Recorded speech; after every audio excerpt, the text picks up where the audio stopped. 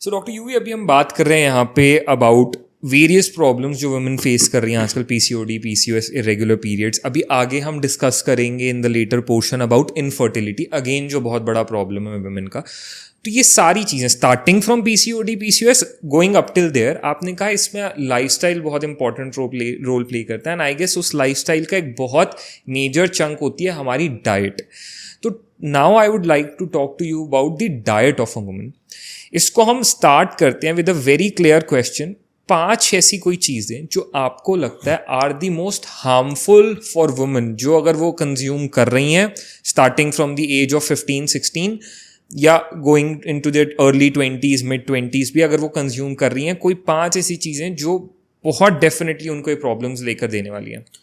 सो 5 ये whatever 5 चीज़ें excessively नहीं होनी चाहिए. Okay. ठीक है, बंद करने का तो ऑप्शन ही नहीं रहेगा, बट एक्सेसिव नहीं होनी चाहिए. I think one of the biggest thing is sugar, refined sugar. Sugar, मेरे को लगा आप पहली चीज बोलने वाले होगे कुछ बहुत, बट दिस इज तो आई गेस हमारी डाइट का एक बड़ा ही Correct. major ingredient. So when I say excess sugar, यानी too much of having your sweets and desserts every day, having your chocolates every day. So excessive form of refined sugar.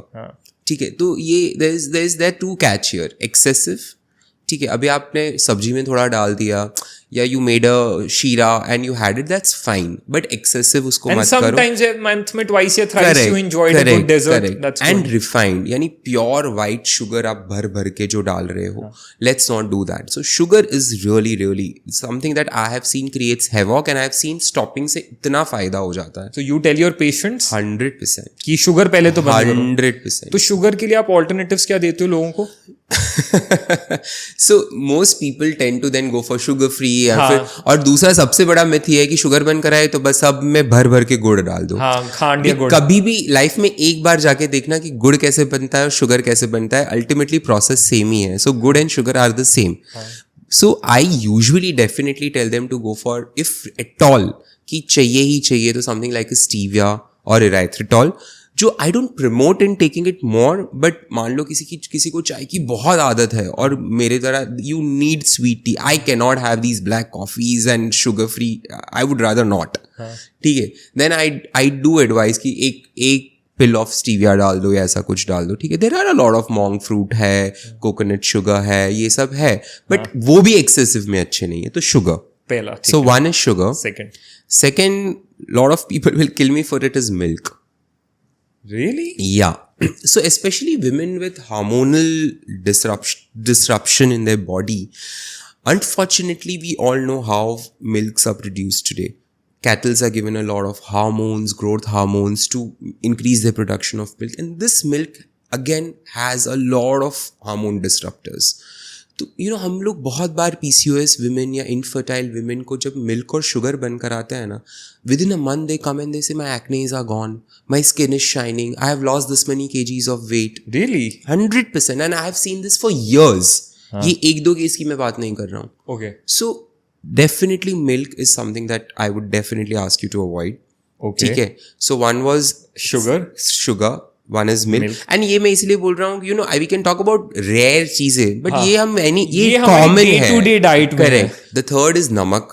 Okay. ठीक है, तो ये बहुत ज़्यादा नमक डालना, हमारी आदत होती है कि खाना लिया, सब्जी में भी ऊपर से नमक डाला, सैलड में भी ऊपर से नमक डाला, दाल में भी ऊपर से नमक डाला, उसके साथ छाछ ली, उसमें भी एक नमक डाला, जीरा डाला, ये सब. So too much of salt is a no.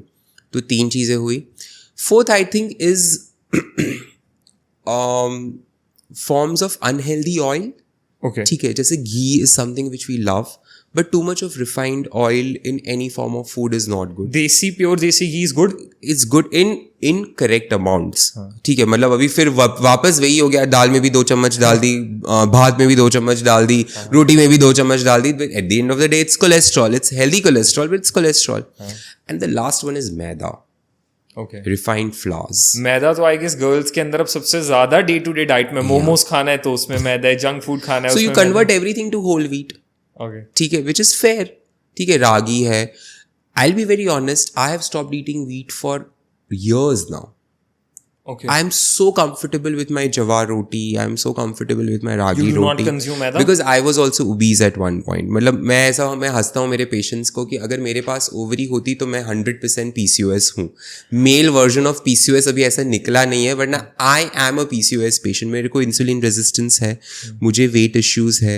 So I was 120 kgs at one point. The moment मेरी शुगर बढ़ जाती है मुझे एक्ने हो जाता है, क्योंकि अभी मैं नवरात्रि में पार्टी करके आया हूँ, मैं सोया नहीं हूँ. So you can see एक्नेज on my face. So see again, sleep patterns, stress, everything is and late night eating. इन नवरात्रि 3 बजे हम लोग गरबा करके मस्त कोल्ड ड्रिंक्स लेते हैं, sugar cane juice and milk shakes पीते हैं. So it shows.